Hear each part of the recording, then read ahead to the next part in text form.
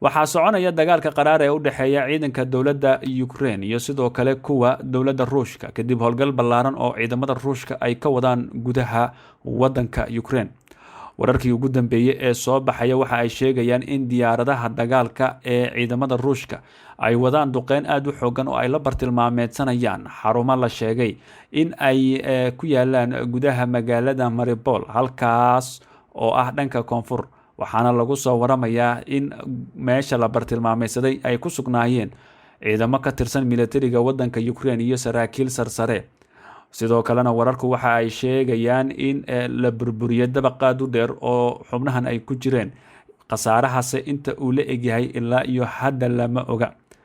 dhanka kalena wasaaradda difaaca ee Ruushka ayaa goordhow bayaan ay soo saartay waxa ay ku sheegtay in dowladda Ukraine ay gebi ahaanba diiday soo jeedintii ahayd in la furo wadooyin bini'aadanimo si dadka loo badbaadiyo sida magaalooyinka Kharkiv iyo Sumi iyo sidoo kale magaalada Mariupol. sababtuna waxa dowladda Ruushku ay ku sheegtay in ay doonayaan ciidamada Ukraine inay shacabka gabaad ka dhigtaan sida gaashaankii. innaga waxaan aqbalnay in la joojiyo xabadda si meesha looga saaro dadka rayidka ah loona siiyo wadooyinkii ay mari lahaayeen. Ruushku xilli walba diyaar ayuu u ahaa taas, laakiinse ciidamada Ukraine dadkii waa ay u diideen inay guryahooda ka baxaan. taas waxay u muuqataa inay doonayaan dadka inay ka dhigtaan gaashaan ay isaga difaacaan. hase ahaatee waxaan u sheegaynaa mar walba innaga inaan badbaadin doonno dadka shacabka ah, gacantana aan ku dhigi doonno dadka doonaya shacabka dhiigooda in la daadiyo, ayay tiri wasaaradda difaaca ee wadanka Ruushka. dhanka kalena xogayaha arrimaha dibadda ee Mareykanka waxa uu sheegay kadib shir jirayd oo uu qabtay in ay laba jibaareen tirada ciidamadooda ku sugan Poland, isla markaana ay xoojinayaan awoodooda ciidan, taas oo Ruushka u arko dandaansi hor leh. waxaan laba jibaarnay tirada ciidamadayada ee jooga Poland si ay ammaanka u xaqiijiyaan reer Yurub, waxaana sidoo kale xoojinaynaa awoodeena ciidan, ayuu yiri Antony Blinken. ra'iisul wasaaraha Poland ayaa arintani ku micneeyay mid muhiim ah, isla markaana uu taageerayo hadalka ka soo yeeray Blinken. geesta kalena wasiirka arrimaha dibadda ee Ruushka ayaa isna hadal u jeediyay goordhow. waxa uu sheegay in hadallada ka imaanaya dhanka Mareykanka, Poland iyo sidoo kale Ukraine ay yihiin kuwa xanaf leh, waxaana meesha uu ka saaray rajada laga qabo in wada hadallada ay sii socdaan. hadallada xanafta leh ee ka soo yeeray madaxweynaha Ukraine wax rajo ah igama gelin wada hadallada. waxa uu u egyahay mid doonaya dagaalo inay sii socdaan oo nabad ma doonayo. sidaasi darteed wixii ka yimaada isaga ayaa mas-uul ka ah.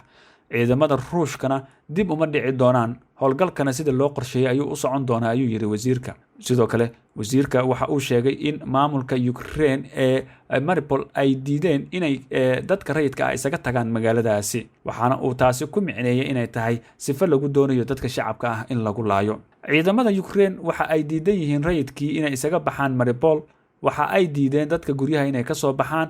sidoo kalena meelaha qaar dadka rayidka ah ayaga ayaa qasab ku geenaya sida goobaha ay difaacyada ka sameysanayaan. taas waxay ka dhigan tahay in dowladda Ukraine aanay wax rajo ah ka lahayn shacabka, laakiin innaga mas-uuliyad ayaa naga saaran badbaadinta dadkaasi, ayuu yiri. geesta kalena madaxweynaha wadanka Ukraine Zelensky ayaa khudbad uu isna goordhow ka jeediyey telefishinka waxa uu sheegay in ciidamada Ruushka ay awoodi waayeen inay gaaraan hadafkooda, ayna ku waayeen 10,000 oo askari tan iyo markii dagaalka uu bilowday, una badan dhalinyaro. waa sida uu hadalka u dhigay, isagoo carabka ku adkeeyey in ciidamada Ukraine ay maamulaan jihooyin badan oo ku yaala wadanka Ukraine sida aagaga Kharkiv oo ah meelaha ugu daran ee dagaalada ay ka soconayaan. Zelensky waxa uu qirtay jabka soo gaaray dhankooda. ciidamada Ruushkana waxa uu sheegay inay gacanta ku dhigeen goobo muhiim ah, balse waxa uu tilmaamay inay tani sii socon doonin waqti dheer. waxa uu sheegayaa in uu ku kalsoon yahay in muwaadiniinta ka codsan doono inay si degdeg ah ugu soo laabtaan dalkooda, isaga oo isla markaana sheegay inay jiraan go'aano Ukraine ay ku taageerto $10 bilyan si ay dadka u soo noqdaan oo ay dagaalada uga qayb qaataan. qurbo joogta ayuu sheegay in looga baahan yahay inay dalkooda yimaadaan oo ay difaacaan.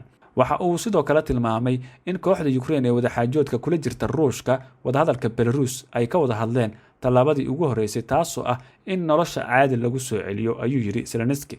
waxa kale oo uu sheegay in uu laba xiriir la yeeshay madaxweynayaasha Faransiiska iyo Poland. geesta kalena Ruushka ayaa duqeymo culus waxa ay la beegsanayaan xarumo ciidan oo ay degan yihiin saraakiil iyo askar Ukraine galbeedka Odessa.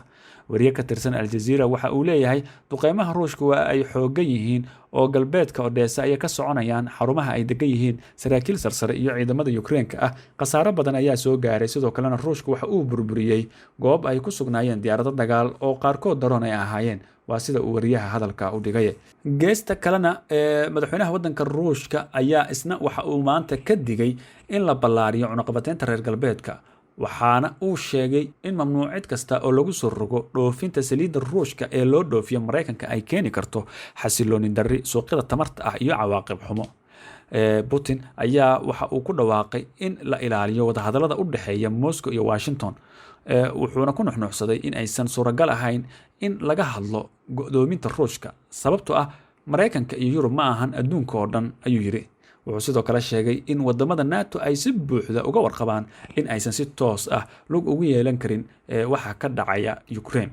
geesta kalena Ruushka waxa uu u diray digniin aad u culus dowladda Jarmalka sababo la xiriira muwaadiniin Ruushka ah oo uu sheegay in lagu cunsuriyeynayo gudaha wadankaasi, waxaana uu tilmaamay in dowladiisu aysan u dulqaadan doonin muwaadin Ruush ah in wadan kale lagu dhibaateeyo ama lagu cunsuriyeeyo. dhinaca kalena hadalka Putin waxa uu muuqdaa inuu dirayo digniintiisii ugu dambeysay una dirayo NATO iyo Mareykanka kuna saabsan inay faraha kala baxaan arrimaha ka soconaya Ukraine iyo sidoo kale in ay joojiyaan cunaqabateenadan maalin kasta warbaahinta ay ka sheegaan reer galbeedka. Putin ayaa waxyaabaha uu la yaabo waxaa ka mid ah in xitaa shakhsiyaad Ruush la bartilmaameedsanayo oo aan siyaasadda shaqo ku lahayn oo qaarkood xitaa laga yaabo muddo dalka inay ka maqnaayeen. hase ahaatee waxa uu yiri tani waxay u muuqataa in Yurub iyo Mareykanka ay doonayaan inay Ruushka cadawad gaar ah ay ka dhigtaan, laakiin ha ogaadaan Ruushku ma aha mid sahlan, waxayna u noqon doontaa qiyaamahoodii, ayuu yiri Putin.